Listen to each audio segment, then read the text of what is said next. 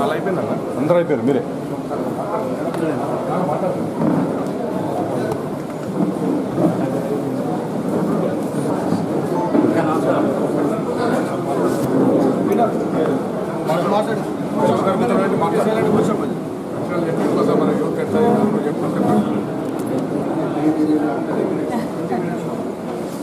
అన్న కూర్చోండి మళ్ళీ అలా చేసి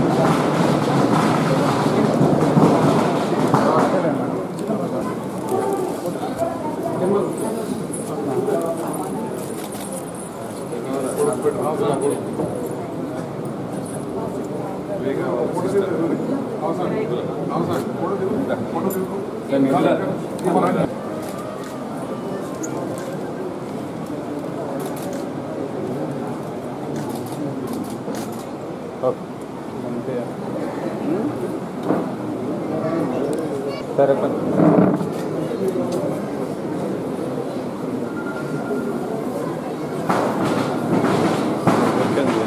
గౌరవ శాసనసభ్యులు శ్రీ కల్వకుంట్ల విద్యాసాగరరావు గారికి, అలాగే మున్సిపల్ చైర్మన్ శ్రీ గడ్డమిది పవన్ గారికి, పట్టణ అధ్యక్షులు శ్రీ అన్నమయ్య గారికి, అలాగే విశేష నాయకులకి, యువజన మిత్రులందరికీ కూడా స్వాగత సుమాంజలు తెలియజేస్తూ, మరి ఈరోజు మనం ఇంత పెద్ద సమావేశాన్ని ఏర్పాటు చేసుకోవడానికి కారణం, మరి మన ముందు పార్లమెంటు ఎన్నికలు వచ్చాయి. మరి మన పట్టణ అభివృద్ధి కొరకు, మన నియోజకవర్గ, మన పార్లమెంటు నియోజకవర్గ అభివృద్ధి కొరకు మరి మళ్ళీ మనము మరోసారి కూడా మనము టీఆర్ఎస్కి ఓటు వేయాల్సిన అవసరం ఉంది. మరి గత ఎమ్మెల్యే ఎన్నికల్లో మనకు ఏదైతే ఎమ్మెల్యే గారు మాట ఇచ్చారో కోరుట్ల రెవెన్యూ డివిజన్ అంశం గెలిచినాక వెంటనే కూడా అసలు వస్తుందా రాదా అనేది అందరూ కూడా సందిగ్ధంలో ఉన్నారు. అందరు పుకార్లు లేకపోయింది రాదు అని చెప్పన్నారు. కానీ చేసి చూపించిన ఘనత గౌరవ ఎంపీ గారికి, అలాగే ఎమ్మెల్యే గారికి చూపించుకున్నారు, మాట ఇచ్చారు. అలాగే కోరుట్ల పట్టణంలో మరో సమస్య 100 పడకల ఆసుపత్రి, ఇది కూడా కాదు అన్నారు. కానీ మనకి 100 పడకల ఆసుపత్రి కూడా శాంక్షన్ అయిపోయింది. మరి ఇంత అభివృద్ధి జరుగుతున్నప్పుడు మరి మనం కూడా మళ్ళీ టీఆర్ఎస్కి మనమందరం కూడా కృషి చేసి మరి మన నియోజకవర్గాన్ని మరింత అభివృద్ధి చేసుకోవాలని చెప్పి అనుకొని ఈరోజు సమావేశాన్ని ఏర్పాటు చేసుకున్నాము. విచ్చేసిన మిత్రులందరూ కూడా మరోసారి ధన్యవాదాలు తెలియజేస్తూ, మీరందరూ కూడా మన భుజస్కంధాలపై వేసుకొని ఖచ్చితంగా మనం కూడా మన మిత్రులని మన కుటుంబ సభ్యులను అందరినీ కూడా మోటివేట్ చేయించి ఖచ్చితంగా మరోసారి కారు గుర్తుకు ఓటు వేయించి అక్కని గెలిపించాలని చెప్పి, రేపు పొద్దున మళ్ళీ అక్కతోటి మనం పనులు కూడా చేయించుకునే ఉంది. మనకు యూత్ బిల్డింగ్ అవసరం ఉంది. మరి కోరుట్ల జగిత్యాల జిల్లాలోనే యువజన సంఘాలు పటిష్టంగా ఉన్నాయంటే ఎక్కడంటే కోరుట్ల పట్టణమే. మరి కోరుట్లలో ఇన్ని యువజన సంఘాలు ఉన్నప్పుడు మరి మనకు కూడా యూత్ బిల్డింగ్ ఒకటి అక్కనే మనం మొన్ననే అడగడం జరిగింది. అలాగే ఇక్కడ యూత్కి ఉపాధి కల్పించే దిశగా కూడా అక్కగారిని మనం కృషి చేసే విధంగా మరి అక్కగారు గెలిచిన తర్వాత అడగాల్సిన అవసరం ఉందని చెప్పి తెలియజేసుకుంటూ, ప్రతి ఒక్కరు కూడా అందరి భుజస్కంధాలపై వేసుకొని కారు గుర్తుకు ఓటు వేయించి అత్యధిక మెజార్టీ కోరుట్ల నియోజకవర్గం నుండి తీసుకురావాల్సిందిగా అందరికీ మరోసారి విజ్ఞప్తి చేస్తున్నాను.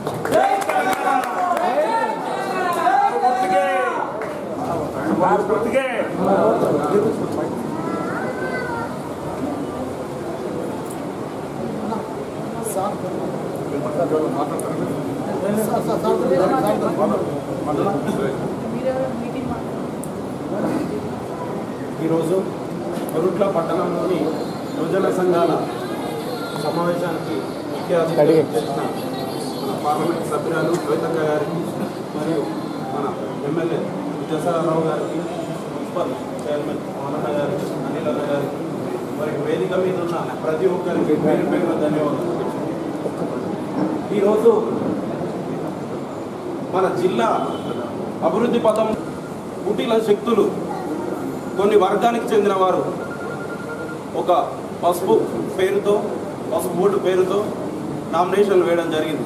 భారతదేశంలో అందరికీ తెలుసు, కవితక్క గారు భారతదేశంలో ప్రతి మన మంత్రివర్యుల దగ్గరికి, వ్యవశాఖ మంత్రివర్యుల దగ్గరికి, ప్లస్ ప్రధానమంత్రి దగ్గరికి, ప్రతి మన భారతదేశంలో ప్రతి చోటికి ఎక్కడ అవకాశం ఉన్నా అక్కడ మన నిజామాబాద్ పార్లమెంట్లోని ఉన్న ఎమ్మెల్యేలందరినీ తీసుకొని వెళ్ళి సమస్య పరిష్కారం కోసం మనం అక్కడ ప్రయత్నించడం జరిగింది. దేశంలో ఈ పని ఎవరు చేయలేదు. పసుపు రైతుల కోసం ఏకైక వ్యక్తి మన కవిత. ఇంతకుముందు ఎలక్షన్లకు ముందు బీజేపీ కానీ వేరే ప్రభుత్వాలు ఏవైనా కానీ మనకు వచ్చి మన గుడికి ఏమైనా ఫండ్ పెట్టడం జరిగిందా? పురాతన గుళ్ళు ఇక్కడ ఉండడం జరిగింది. ఏ గుడికి కూడా తమ వంతుగా ప్రోత్సాహకంగా నిధులు కేటాయించలేదు. కానీ మన కవితక్క నిధుల నుంచి మనం గుళ్ళకు కానీ ప్రతి దానికి మనం నిధులు కేటాయించుకోవడం జరిగింది. కాబట్టి ఇది గమనించవలసిందిగా కోరుతా ఉన్న మిత్రులారా, మన యువత చేసుకుంటూ నిజంగా యువత అంతా ఒకటే ఆలోచిస్తూ ఉంది. దేశంలో కేసీఆర్ గారు చక్రం తిప్పాలంటే అందరూ కూడా అంటున్నారు 16 సీట్లతో ఏమవుతుందని. కాకపోతే సార్ 2 సీట్లు ఉన్నప్పుడే తెలంగాణ రాష్ట్రాన్ని సాధించారు. అక్కడ కేంద్రం మెడలు మంచి తెలంగాణ రాష్ట్రాన్ని సాధించిన గొప్ప నాయకున్నాడు. కాబట్టి 16 సీట్లు సాధించుకున్నట్లయితే దేశంలోనే చక్రం తిప్పాల్సిన అవసరం ఇంతగా మా కేసీఆర్ సార్ గారికి అప్పచెప్పాలని ఈ సభాముఖంగా తెలియజేసుకుంటూ, ప్రతి యువత కూడా మీ వెంట ఉంటుందని ఈ సభాముఖంగా తెలియజేసుకుంటూ, ఇక్కడ మాకు ఏదైతే మొన్న జరిగిన ఎలక్షన్లో ఎవరైతే జవాబులు పేరిన వాళ్ళందరికీ ఒక చెంపచెల్లమన్న విధంగా మన ఇప్పటికే 100 పడగల హాస్పిటల్ అదేవిధంగా ఏదైతే ఉందో రెవెన్యూ డివిజన్ మాకు ఇచ్చినందుకు మీకు హృదయపూర్వక ధన్యవాదాలు తెలియజేసుకుంటూ మాకు ఈ అవకాశం మీ అందరికీ కూడా తెలియజేసుకుంటూ జై తెలంగాణ.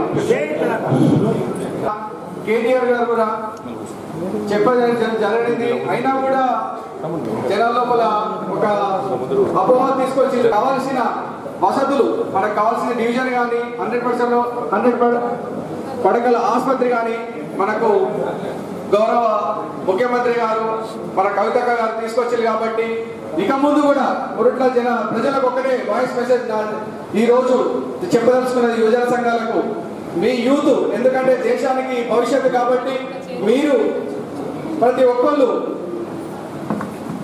కవితక్కకు ఓటేసి, కారు గుర్తుకు ఓటేసి గెలిపించాలని ఈ సభాముఖంగా తెలియజేసుకుంటున్నాము.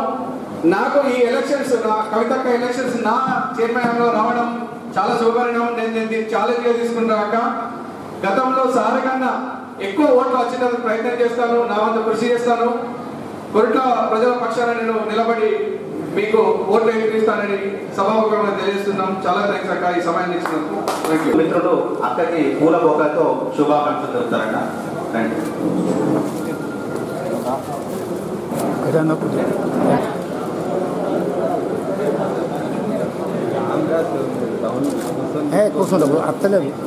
టిఆర్ఎస్ కోరుట్ల అంటే కవితక్క మీద పోటీ అంటే పోలేరమ్మ గుడి ముందు పొట్టేలు కట్టేసినట్టే.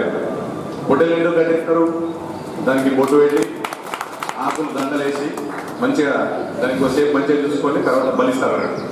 ఇక్కడ అక్క మీద నిలబడడానికి భయపడి ఎవరు అప్లికేషన్లు పెట్టాక పారిపోతే వేరే దగ్గర సీడీ ఇవ్వకపోతే నిలబడ్డ అభ్యర్థి మదియాష్కి గారు.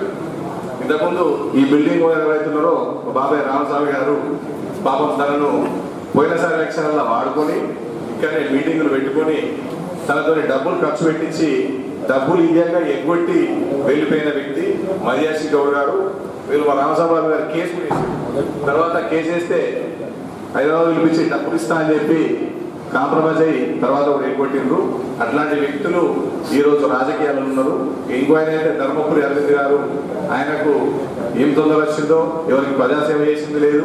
ఒక్కొక్కరి దగ్గరికి పోయి ఆస్తులు ఉన్న వాళ్ళకు ఓ 5,000 రూపాయలు 10,000 రూపాయల చెక్కులు ఇచ్చి తన ఏదో దేశాన్ని ఉద్ధరించినట్టు బీజేపీ ఉండనే దేశభక్తి లేకపోతే మిగతా పార్టీలు అందరూ దేశద్రోహులు అన్నట్టు వాళ్ళు వాట్సాప్లో పెట్టుకుంటూ పిచ్చి పిచ్చి కామెంట్స్ పెడుతున్నారు. దయచేసి ఇక్కడ ఉన్న యువజన సంఘాలందరికీ కూడా చెప్తున్నాం, మన కవితక్క గారి గురించి కానీ టీఆర్ఎస్ పార్టీ గురించి కానీ ఎవరైనా కామెంట్స్ పెడితే మీరు ఎప్పటికప్పుడు ఖండించాలి. మిగతా వారికి కూడా మేము హెచ్చరిస్తున్నాం ఏంటంటే మీరు ఏదైనా ఎలక్షన్ కొట్లాడారంటే న్యాయంగా కొట్లాడుకుంటారు. ఏమన్నా ఈ సమయంలో అక్కగారు నిజామాబాద్ పార్లమెంటు కేటాయించినంత సమయం ఒక ఎంపీని నిజామాబాద్ నియోజక ప్రజలు మేము గతంలో ఒక ఎంపీ ఇన్నిసార్లు తిరుగుతారు అని చెప్పి చరిత్రలో లేదు. అన్నిసార్లు వారు మారుమూల ప్రాంతాలకు కూడా తీసుకుపోయారు. మారుమూల ప్రాంతాలు ఒకసారి నిజామాబాద్ అక్కడ దగ్గరికి వెళితే అక్కడ మహారాష్ట్ర బార్డర్ అక్కడికి పోతే అందరూ మరాఠీ మాట్లాడుతున్నారు తెలుగు వాళ్ళు ఏమంటారు అసలు ఎమ్మెల్యేలే రాలేదు మా దగ్గరికి ఎంపీ గారు వచ్చారు అని చెప్పి. అట్లా ఈ రోజు వారు 24 గంటలు కష్టపడుతూ నిజామాబాద్ లో ఉండి తర్వాత మన హైదరాబాద్ నుంచి కానీ మిగతా రాష్ట్రాలందరినీ కూడా వారు రాజకీయంగా సమన్వయం చేసుకుంటూ మన తెలంగాణ అభివృద్ధి కొరకు పార్లమెంట్ లో ఉత్తమ పార్లమెంటరీగా అవార్డు తీసుకున్నారు. తెలంగాణ జాగృతి అనే స్వచ్ఛంద సంస్థలు నడుపుతూ ఎంతో మందిని వారు స్కిల్స్ కానీ తర్వాత డెవలప్ చేస్తూ యువకుల్ని ఇవాళ దుబాయ్ లో కానీ ఎక్కడన్నా సౌదీ అరేబియాలో ఫారిన్ లో మన వారు ఎవరైనా ఇబ్బందులకు పాల్పడితే అక్కగారు వెంటనే స్పందించి వారిని తీసుకురావడానికి కానీ ఎవరైనా చనిపోతే కూడా వాళ్ళకి ఎంతో సాయం చేస్తున్నారు. ఈ రోజు పనిచేసే ఎంపీ ఉన్నారు అంటే కేవలం మన కల్వకుంట్ల కవిత గారు. మేము అక్క ఇంతకుముందు మీకు తెలిసి సిచ్యువేషన్ అంతా కొర్లా పట్టణంలో కొందరు కొన్ని ప్రకటనలు చేసి ప్రజల్ని మోసపూరిత అన్ని అయోమయానికి గురి చేసి ఓటు తగ్గించారు. కానీ ఈసారి మీకు తప్పకుండా కొర్లా పట్టణంలో హైయెస్ట్ మెజారిటీ తీసుకొచ్చిస్తాం. మేము తప్పకుండా ఇక్కడ యువజన సంఘాల ప్రతినిధులు మేమందరం కలిసి మీకు మెజారిటీ ఇచ్చి రాష్ట్రంలోనే అత్యధిక మెజారిటీతో మిమ్మల్ని గెలిపించి కేసీఆర్ కి కాంకిస్తాం. ఎందుకంటే మన కేసీఆర్ గారు కూడా ఎవ్వరూ ఏ రాష్ట్రంలో ఇంతవరకు చేయడానికి అభివృద్ధి పనులు చేస్తున్నారు. మనం 16 సీట్లు గెలిచి ఈ రోజు కేంద్రంలో మనం శిఖరం దింపబోతున్నాం. మన కవిత గారు కూడా కేంద్రంలో మంచి స్థాయిలో ఉండి నియోజకవర్గానికి ఇంతకంటే ఇంకో రెట్టింపు స్థాయిలో సేవ చేయాలని చెప్పి కోరుకుంటూ నాకు ఈ అవకాశం ఇచ్చిన మీ అందరికీ ఇద్దామని చెప్పి అదేవిధంగా జడ్పీ చైర్పర్సన్ తులమ్మ గారికి, అదేవిధంగా పట్టణాధ్యక్షుడు అన్న మల్లిక్ గారికి, అదేవిధంగా మున్సిపల్ చైర్పర్సన్ పవన్ గారికి, రైతు సంఘం అధ్యక్షుడు వెంకటరావు గారికి, అదేవిధంగా యువజన సంఘాల మొత్తం జిల్లా అధ్యక్షుడు గణేష్ గారికి, అదేవిధంగా మా తనయుడు డాక్టర్ సంజయ్ గారికి, మా యువజన సంఘాల నాయకులకు. ఎందుకంటే యువజన సంఘాల ఉన్నాయంటే నిజంగా చెప్పాలంటే కోట్లు అనేది ఎప్పుడు చెప్తుంటాం. మీకు ఈ యాక్టివ్గా పనిచేసే సంఘాలు ఇక్కడ 80 సంఘాలు పెట్టి ఏదో ఒక కార్యక్రమం బట్టి ఏదో సంఘాలు పెట్టుకుని చాలా మంది ఏంటంటే సంఘాల పేరు పైసలు వసూలు చేసుకుంటూ ఏదో మదా చేస్తారు. కానీ మీరు ఒక సేవ చేసే విధంగా కోట్లని దాదాపు 8 సంవత్సరాల నుంచి చూస్తున్నాను, 10 సంవత్సరాల నుంచి చూస్తున్నాను. ఇప్పుడు కాన్ఫరెన్స్ ఏర్పడేసండి. ఎప్పుడు కూడా మీరు ఏదో ఒక మంచి కార్యక్రమంలో ఎప్పటికప్పుడు మీరు ముందుండి చేసేదాన్ని రక్తదానంలో కానీ ఏదైతే మన చెట్టు పెట్టే కార్యక్రమం కానీ క్లీన్ చేసే కార్యక్రమం ఎన్నోసార్లు నన్ను కూడా ఇచ్చారు. మీరు కనుక మీ పని చూసిన నిజంగా ఇటువంటి యువజన సంఘాలు ఉంటే దేశం బాగుపడుతుందన్న ఆలోచనతో నేను అనుకుంటుంటే ఎప్పుడు కూడా ఈ విషయం అన్ని చాలా చెప్పిన ఇక్కడే కాదు, ఏ మండలం పోయినా ఏ పక్క కాన్సెన్స్ పోయినా చెప్పిన మా దగ్గర యువజన సంఘాలని మంచి నిజమైన నిజాయితీల యువజన సంఘాలని చెప్పినాం. ఆ విధంగా మీరు కూడా పనిచేస్తున్నారు. ఇవాళ మీకు అందరూ నాయకులు మాట్లాడుతున్నారు. మన దగ్గరికి వచ్చింది ఒకటే సమస్య, ఒక ఆడపడుచు నిల్చుంటే ఇంతమంది కుట్ర ఏమి లేదన్నా పసుపు బోర్డు అనేది మొదలుపెట్టింది మా ఎంపీ కవిత గారు. ఆ మెంబడి 5 రాష్ట్రాలు తిరిగి మనం కేరళ పోయినాం, తమిళనాడు పసుపు ఎక్కడైతే అస్సాం పోయినాం, ఆఖరికి రామ్దేవ్ భవన్ కూడా ఎయిర్పోర్ట్ పోయినాం. ఎయిర్పోర్ట్ దిగానే ఎక్కడ వెళ్ళిపోతున్నాడంటే ధనమైన అందరం కలిసి ఢిల్లీ ఎయిర్పోర్ట్ పోయి దొరికించుకొని ఆయన దండం పెట్టుకొని అయ్యా మా దగ్గర నువ్వు ఈ నీ కంపెనీ పెట్టుకుంటూ అంటే మా పసుపు బాగా కొనగలుగుతాం అని చెప్పి ఆ విధంగా చెప్పే విధంగా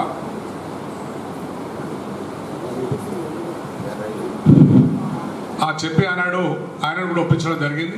ఒప్పించి ఆ విధంగా కష్టపడుతుంటే అంతకుముందున్న పార్లమెంట్ సభ్యుడు ఉన్నాడు, ఇప్పుడు మా అనిల్ చెప్పాడు పాప ఇంట్లో ఉండేనంటే ఇంటి అయినాక ఎంత పైసలు తీసుకొని మోసం చేసిపోయినా చెప్పి మరి అటువంటి మనిషి కేంద్రంలో ప్రభుత్వం కాంగ్రెస్ ప్రభుత్వం ఉంది, రాష్ట్రంలో కాంగ్రెస్ ప్రభుత్వం ఉంది. ఆయన ఉన్నప్పుడు ఎంపీగా ఉన్నప్పుడు మరి ఒకనాడైనా పసుపు రైతుల కష్టాలు పట్టుకున్నాడు అనేది మనం ఆలోచించాలి.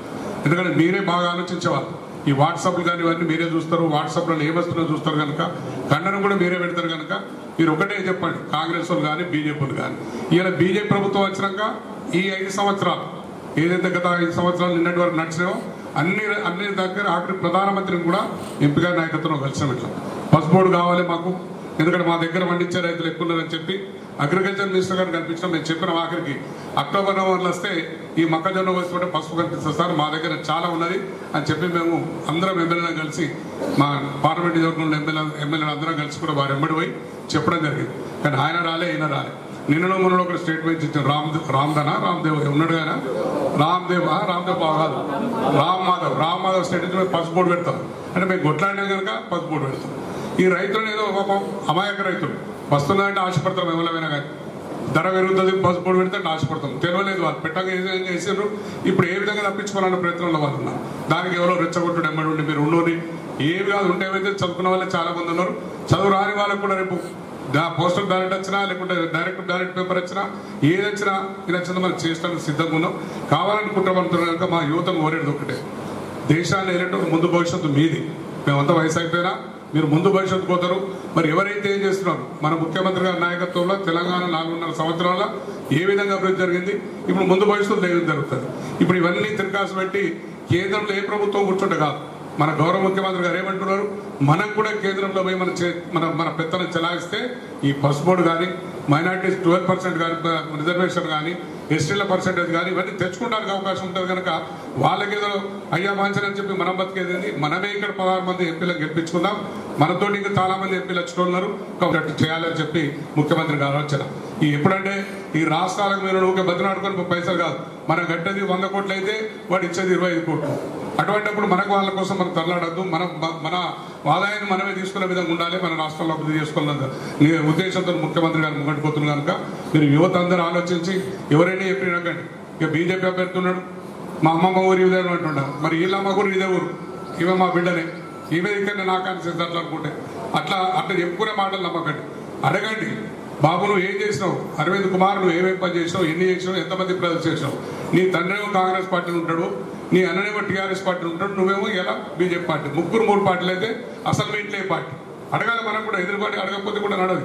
ఫస్ట్ ఎప్పుడు ఎదుగుతారు ఇట్లా అట్లా అని చెప్పడం ఇది చేస్తాం అది చేస్తాం. ఎవరికి ఏం చేస్తాం ఎన్ని రోజులు, ఇప్పుడేం చేస్తాం. రాజకీయం రాగానే పార్లమెంట్ సభ్యులు కాగానే నువ్వు చేసేది లేదు.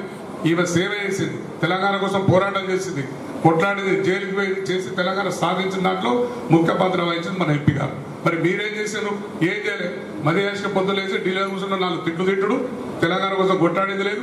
తెలంగాణ పార్లమెంట్ సభ్యులందరూ రాజీనామా చేసింది లేదు. ఈ ఎలక్షన్ నేను నిల్చుంటా అని చెప్పి ఆయన ఎదుగుతున్నాడు. పాపం ఆయన తప్పలేదు, బరిమిడి కోసం వచ్చాడు. మా అనిల్ మంచి శాస్త్రం చెప్పాడు, నేను పోచమ్మ దగ్గర గుర్రం కట్టేసి కదా శృంగారేసి మెడల అన్ని ఆకులు కట్టి తీగలు కట్టి పసుపు పొంగు వేసి కట్ చేసినట్టు చేసి పట్టదు. నేను ఉండా మీరు దండం పెడతా అంటే నువ్వు ఉండకపోతే నడదని చెప్పి ఆ కేంద్రం ఇక్కడ నొక్కేసింది. ఇక్కడ ఖర్చుండేదో నామకే వస్తే తిరుగుతాం, నామకే వస్తే పోదాం అనే టైప్లో ఉన్నాడు. అందుకోసం మన భవిష్యత్తు ఒకటే, మన పట్టణం డెవలప్ కావాలి, మన నియోజకవర్గం అభివృద్ధి కావాలంటే ఎవరు కావాలి, రాష్ట్రంలో ప్రభుత్వం ఉన్నది మనది, కేంద్రంలో మన వాళ్ళు ఉంటే ఇద్దరు కలిసి మనం ఎంత అభివృద్ధి చేసుకోవడానికి అవకాశం ఉంటుంది. కనుక మీరందరూ యువత ఆలోచించి రేపు జరగబోయే ఎన్నికల్లో మీరే పెద్ద ఎత్తున నిల్చుండి బూతుల కాడ కూడా ఇలా మనం ఏదంటే మీరు చేయగలుగుతారు, మీరు ఏదైనా చేయగలిగే శక్తి మీ దగ్గర యువత దగ్గర మీరు చేయగలుగుతారు, చెప్పగలుగుతారు. కనుక మనం ఇవాళ దీనికోసం మనం ఇవాళ టీఆర్ఎస్ కొట్టేయాలి, మన అభివృద్ధి కోసం వేయాలి. ఇలా పసుపొడు కానీ దేనికైనా రేపు మన కేంద్రంలో చక్రం తిప్పినాడు ఇవన్నీ జరుగుతాయి. ఎవరు చెప్పిన మాటలు నమ్మద్దని చెప్పి గట్టిగా చెప్పి మన ఓటింగ్ నాడు కూడా మీరు అందరూ దయచేసి యువతను కోరుతున్నా, న్యాయం కోసం ధర్మం కోసం పనిచేయండి. అన్యాయం కోసం పనిచేయకుండా అవన్నీ అన్యాయమైన పార్టీలు ఎవడేం చేయలేదు ఇప్పటిదాకా. ఇదివరకు ఏ పార్టీ కూడా ఏం చేయలేదు. బీజేపీ 5 సంవత్సరాల నుండి పసుపు బోర్డు ఏర్పాటు చేయాలి. 100 సంవత్సరాలు 70 సంవత్సరాల కాంగ్రెస్ పార్టీ పసుపు బోర్డు ఏర్పాటు చేయాలి. రేపు మనం గెలిచిన తర్వాత పక్కా ఏర్పాటు చేస్తామని కూడా మనం చెప్తున్నారు. రేపు కేంద్రంలో చక్రం దింపే అవకాశం మనకు వచ్చినాడు. 99% ఇక్కడ పసుపు బోర్డు ఏర్పాటు చేస్తుంది. మన ఎంపీ గారు కంకణం కట్టుకుని వదిలిపెట్టేది లేదు. ఇక్కడ ఉన్న సమస్యల మీద పోరాటం చేసి తప్పకినచ్చింది మన సమస్యలు తీర్చడానికి ముందున్నారు. కనుక మీరందరూ రేపు ముందు రేపు జరగబోయే ఎన్నికల్లో మీరందరూ కూడా కష్టపడి పనిచేసి గెలిపారని మీరందరూ ఇవాళ పెద్ద ఎత్తున యువజన సంఘాలన్నీ కూడా మేము కూడా టీఆర్ఎస్ పక్షాన్ని ఉంటాం సార్, మంచి కొరకు ఉంటాం. ఏవైతే కేసీఆర్ మాటిచ్చారో ఎంపీ గారు మాటిచ్చారో ఈ కార్యక్రమాలు మా పట్టణంలో జరిగినాయి కనుక మేము బియ్యంపడి ఉంటాం. వచ్చినందుకు మీ అందరి యువత కూడా స్వాగతం పలుకుతూ సెలవు తీసుకుంటాం. జై తెలంగాణ. అందరికంటే ఎక్కువ కోరుట్లలో వెరీ ఇన్స్పైరింగ్ స్టోరీ. ఆల్మోస్ట్ 80 యువజన సంఘాలు ఉన్నాయి. ఆ 80లో చాలామంది యాక్టివ్గా మంచి సోషల్ సర్వీస్ ఓరియంటెడ్ ప్రోగ్రామ్స్ చేస్తారని చెప్పి చాలా రోజుల నుంచి చెప్తున్నారు. ఎందుకో ఎప్పుడు మనకు అవకాశం రాలేదు కలిసి పనిచేసేది. కాకపోతే మీరు చేసేటటువంటి ప్రతి ఒక్క యాక్టివిటీ సర్వీస్ ఓరియంటెడ్గా బ్లడ్ డొనేషన్ కావచ్చు, ఫుడ్ డొనేషన్ కావచ్చు, లేకపోతే అనేకమైనటువంటి ఇష్యూస్ మీద గవర్నమెంట్ని ప్రెషర్ చేసే విధంగా మీరు చేసే కార్యక్రమాలు కావచ్చు, రోడ్స్ కావచ్చు, వీటన్నిటి విషయంలో శ్రద్ధ పెట్టి మీరు పనిచేస్తున్నారని చెప్తా ఉన్నారు. I really thank you from the bottom of my heart. ఎందుకంటే మనము పార్టిసిపేట్ చేస్తేనే అది డెమోక్రసీ చాలా లైవ్లీగా థ్రైవింగ్ ఉంటుంది. లేదంటే మీ పార్టీకి మీరు ఓటేసి వెళ్ళిపోతే మా పార్టీకి మేము మాకు దోషిని పనిచేస్తూ ఉంటాం. మళ్ళీ మమ్మల్ని ఎవరు క్వశ్చన్ చేయకపోయినా అడగకపోయినా కూడా మీకు కావాల్సిన సర్వీస్ ఇవ్వలేము. అంటే మాకు ఒక లైన్ ఉంటుంది, మాకు ఒక అవుట్లుక్ ఉంటుంది. కాకపోతే అది మీరు కోరుకున్నది అయి ఉండకపోవచ్చు. సో వెన్ వీ మ్యాచ్, మీరు కోరుకున్న దానికి మేము చేసేదానికి సారూప్యత కలిసినప్పుడే నిజమైనటువంటి డెమోక్రసీ అవుతుంది. సో ఆ విధంగా మీరు క్వశ్చన్ చేస్తూ ఈ పట్టణంలో పనిచేస్తున్నారంటే చాలా సంతోషం అనిపించింది. మీ అందరినీ ఈ ఎలక్షన్ సందర్భంగా అయినా కలుసుకునేటటువంటి అవకాశం రావడం వాస్తవంగా నా అదృష్టంగా నేను భావిస్తూ ఉన్నాను. మరి ఇవాళ ఇక్కడికి వచ్చిన యూత్తో అన్నిటికన్నా ముందు నేను ఫస్ట్ అపీల్ చేసేది, పట్టణాలలో మనం చదువుకున్న వాళ్ళం ఎక్కువ ఉంటాం, ఆలోచన పరులు ఎక్కువ ఉంటాం, కానీ బాగా బద్నాం ఉన్నాం మనం. ఎందుకంటే పోలింగ్ రోజు హాలిడే లాగా ఇంట్లో నిద్రపోతాం. మన పోలింగ్ పర్సంటేజ్ టౌన్స్లలో ఏ టౌన్లో కూడా 54-55% దాటుతలేదు. మీ అందరితో నా రిక్వెస్ట్ ఏంటంటే ఏ పార్టీకన్నా ఓటేయని, ఓటైతే వేయాలి. ఎందుకంటే అది మనకు ఒక identification as a citizen of this country. ఖచ్చితంగా ఓటేయాలి. ఈసారి పర్టికులర్గా నా రిక్వెస్ట్ మీ అందరితో, ఏప్రిల్ 11 నాడు please push people outside, లాక్కరండి ఇళ్ళకి వెళ్ళి బయటికి. పేరెంట్స్ని చుట్టాలని వదిలిపెట్టొద్దు. ఓటైపోయి నీ ఇష్టం వచ్చినోకే, నువ్వైతే బయటికి రా, ఓటేయి. ఎందుకంటే రోజు రోజుకి గ్రామాలలో పెరుగుతుంది ఓటింగ్ శాతం 80%, కొన్ని గ్రామాలు అయితే ఆదర్శంగా 95-96% కూడా దాటిపోయింది. మన పట్టణాలలో మాత్రం 54%, మహా అయితే 60%. 60% అయినా కూడా చాలా తక్కువనే. సో ఫస్ట్ నా రిక్వెస్ట్ ఏంటంటే, నా అపీల్ మీ అందరితో, ఈ జరిగే పోలింగ్లో దయచేసి పోలింగ్ శాతాన్ని పెంచండి. సెకండ్ రిక్వెస్ట్ ఏంటంటే, కొంచెం అనలైజ్ చేసుకోవాలి మనం జరుగుతున్న పాలిటిక్స్ ఏంటి, విషయం ఏంటి. ఇవాళ నరేంద్ర మోడీ గారు 3 సంవత్సరాలు 3 టర్మ్స్ అంటే 15 సంవత్సరాలు గుజరాత్ రాష్ట్రానికి ఆయన ముఖ్యమంత్రిగా ఉన్నప్పుడు ఆయన ఏం చెప్పిండ్రు, నేను ఒక రాష్ట్రానికి చీఫ్ మినిస్టర్గా పనిచేసిన, నాకు అర్థమవుతుంది ఈ దేశంలో కేంద్ర ప్రభుత్వాలు రాష్ట్ర ప్రభుత్వాలు కలిసి పనిచేస్తే దేశం ముందుకు పోతుంది. కాబట్టి కోఆపరేటివ్ ఫెడరలిజం, మనదొక ఫెడరల్ కంట్రీ కదా, అన్ని డిఫరెంట్ రాజ్యాలు మన కోఆపరేషన్తోని సెంట్రల్ గవర్నమెంట్ నడవాలి. That is the system that we have adopted. So ఆయన ఏం చెప్పిండు, మనకు కోఆపరేటివ్ ఫెడరలిజంలో మనం కలిసి పనిచేద్దాము. నాకంటే ఎక్కువ ఎవరికి తెలుస్తుంది రాష్ట్రాల బాధ, నేనే ముఖ్యమంత్రిగా 3 టర్మ్లు పనిచేసిన అని చెప్పి వచ్చిండు ఆయన అధికారంలో. చెప్పడమేమో అది, వచ్చిన తర్వాతనేమో ఏ ఒక్క విషయంలో కూడా రాష్ట్రాలని సంప్రదించేది లేదు. చాలా అన్యాయంగా ప్రతి ఒక్క అంశంలో అవుట్ రైట్గా ఒక హెగెమనీ, మొత్తం సెంట్రల్ గవర్నమెంట్ చెప్పింది మనం చేయాలి అనేటటువంటి ధోరణి. దానిలో మరీ ముఖ్యంగా I give you an example. మన రాష్ట్రం ఉంది, ఆల్రెడీ మన రాష్ట్రంలో ఆరోగ్యశ్రీ అని ఒక స్కీమ్ నడుస్తుంది. And we're addressing to more than 35 lakh people through Aarogyasri. It's a brilliant scheme, going very well. సరే, మనం తెలంగాణ రాష్ట్రం వచ్చిన తర్వాత ఇంకా అందులో కొన్ని లూప్ హోల్స్, కరప్షన్కి ఉండే ఛాన్సెస్, వాటన్నిటిని ఎలిమినేట్ చేస్తూ ఇంకా ఎఫిషియెంట్గా దాన్ని చేసుకుంటొచ్చు. ఇంతలోపు ఆయనకి ఏదో కలవడ్డది, తెల్లారికల్లా ఆయుష్మాన్ భవ అని ఒక స్కీమ్ తీసుకొచ్చి దాన్ని మీరు పెట్టాలి అంటే, and that scheme is not even benefiting 5 lakh people. మరి పెట్టండి అంటే ఇప్పుడు మనం ఇచ్చే 35 లక్షలను వదిలిపెట్టి ఏ 5 లక్షల్ని సెలెక్ట్ చేస్తాం అందులో. సో మనం అవుట్ రైట్గా రిజెక్ట్ చేసినాం. We said this is not useful to our state, మా దగ్గర ఇచ్చేది చాలా ఎక్కువ ఇస్తున్నాం, we don't want this scheme అని చెప్తే దానికో రాజకీయం. అంటే should the state not have the freedom to decide? ఇది మనం క్వశ్చన్ చేయాలి. మీ అందరితో నా రిక్వెస్ట్ ఏంటంటే, మీరంతా ఆన్లైన్ పోతారు, గూగుల్లో సెర్చ్ చేస్తారు, కంపేర్ చేస్తారు. Please compare. యుఎస్ లాంటి country, it is also federal nation. USA కూడా, అక్కడ స్టేట్స్కి ఉండే హక్కు లేని మన భారతదేశంలో స్టేట్స్కి ఉండే హక్కు లేదు. ఎందుకు అమెరికాతో కంపారిజన్ అంటే, America is the oldest democracy, ours is the largest democracy. మనది చాలా పెద్ద డెమోక్రసీ, వాళ్ళది చాలా పాత డెమోక్రసీ. పాతదంటే వాళ్ళకి 200 ఏళ్ళ పైబడి అయిపోయింది స్వాతంత్రం వచ్చి. మనకు స్వాతంత్రం వచ్చి 70 ఏళ్ళు అయినాయి. అంటే we're still learning as a country, we're still young. ఈ నేర్చుకునేటటువంటి క్రమంలో బెస్ట్ ప్రాక్టీసెస్ నుంచి నేర్చుకుంటే మనకు లాభం జరుగుతుంది. సో మనకు వచ్చినటువంటి నాయకులు మనని బెస్ట్ ప్రాక్టీసెస్ వైపు నడిపించే వాళ్ళు అయి ఉండాలి. ఈ షేరింగ్ ఆఫ్ మనీ కావచ్చు, షేరింగ్ ఆఫ్ పవర్ కావచ్చు. వాస్తవానికి మీరు చూసినట్టయితే మనం ఒక 100 రూపాయలు ఇక్కడ ట్యాక్స్ కలెక్ట్ చేసి పంపిస్తే మనకు వాపసు వచ్చేది 42 రూపాయలు మన స్టేట్ గవర్నమెంట్ పంపిస్తే. అంటే మిగతా డబ్బులు ఇతర రాష్ట్రాలకు ఫీడ్ చేయడానికి వాడతారు, విచ్ ఈజ్ ఓకే. ఎందుకంటే మనం ఒక యూనియన్లో ఒప్పుకున్నాం, ఒక రాష్ట్రంగా మన కాంట్రిబ్యూషన్ చేస్తున్నాం. ఆ ఇచ్చే 42 హక్కు as a state, it is my right. దానికేదో మేము మీకు ఇచ్చినాం, మీకు బిచ్చం వేసినాం, మేము మీకు 1,00,000 కోట్లు ఇచ్చినాం, మేము మీకు 2,00,000 కోట్లు ఇచ్చినాం అని పొలిటికల్ ఉపన్యాసాలు చెప్తారు. అంటే this is misleading people. What ever funds I'm getting today is my right. అసలు సెంట్రల్ గవర్నమెంట్కి ఫండ్స్ అంటూ ఉండవు. స్టేట్స్ ఇచ్చే డబ్బే సెంట్రల్ గవర్నమెంట్ దగ్గర ఉంటాయి. కొన్ని సెస్సులు అవి ఉంటాయి, అవి వసూలైన వాళ్ళకే పోతాయి డైరెక్ట్గా, అది వాళ్ళు స్టేట్స్తో కూడా పంచుకోరు. సో ఈ అంశాలన్నీ ఏంటంటే ఆయన ఒకరోజు అమిత్ షా వచ్చి పెద్ద ఉపన్యాసం ఇచ్చి మేము మీకు 2 లక్షల కోట్లు ఇచ్చినాం, 1 లక్ష కోట్లు ఇచ్చినాం, మీరు మా ప్రోగ్రాములు చేస్తలేరు అవి ఇవి అంటే, as a chief minister KCR garu బయటకు వచ్చి ఖండించింది first time. And he said on the record, నేను యాజ్ ఎ చీఫ్ మినిస్టర్ ఖండిస్తున్న ఒక మామూలు వ్యక్తిగా కాదు, మీరు క్షమాపణ చెప్పాలి, ఎందుకంటే మా స్టేట్ పెరుగుతుంది. వీఆర్ గ్రోయింగ్ ఎట్ 20%, డబుల్ డిజిట్లో వేరే స్టేట్ ఏది పెరగట్లేదు. We are growing at 20%. నువ్వు ఒక జాతీయ పార్టీ అధ్యక్షుడివి, మీరు ఇవాళ గవర్నమెంట్లో ఉన్నారు, సెంట్రల్ గవర్నమెంట్లో, నువ్వు వచ్చి అబద్ధాలు మాట్లాడిపోతే నా దగ్గర పారిశ్రామిక ప్రగతి ఆగిపోతుంది, ఇండస్ట్రియల్ గ్రోత్ ఆగిపోతుంది. ఇట్లా మాట్లాడుతావు అని మనం ఎప్పటికప్పుడు బ్లాక్ చేస్తూ వచ్చినాం. బట్ కమ్ ఎలక్షన్ ఏమవుతుందంటే ఇక ఏదో ఒకటి ఆగమాగం అబద్ధ ప్రచారాలు జరుగుతూ ఉంటాయి. మీ అందరితో నా రిక్వెస్ట్, నాకు ఓటేమని నేను అడిగేది ఒకటే, compare who is the best candidate that you have in front of you. Main parties నుంచి ఎవరున్నారు, ఇతరులు ఎవరున్నారు, బెస్ట్ ఎవరు, ఆ కంపారిజన్ చేయకుండా ఓటేస్తే దెబ్బ అయిపోతాం. కంపారిజన్ చేయకుండా కులమో మతమో మన్నో మషనమో ఏదో ఒకటి చూసి ఓటేస్తే దెబ్బ అయిపోతాం. మనము ఆలోచించగలిగే స్థాయిలో ఉన్నాం. మనము 10 మందికి సర్వీస్ చేయాలనే ఆలోచన ఉందంటే 10 విషయాలు ఆలోచన చేయగలిగే స్థాయిలో ఉన్నాం. నా రిక్వెస్ట్ మీతో ఏంటంటే, if you find that I'm a suitable candidate, ఇంకో 10 మందికి చెప్పండి. If you find I'm a suitable candidate, ఇంకో 10 మందికి మీరే చెప్పండి. ఆమె కోటేద్దాం వేస్తే మనకు డెవలప్మెంట్ అవుతుంది. నేను నా గురించి చేసుకునే అప్పీల్ ఒకటే, లాస్ట్ టైం మీరు నాకు ఓటేసారు, నన్ను ఎంపీగా గెలిపించారు.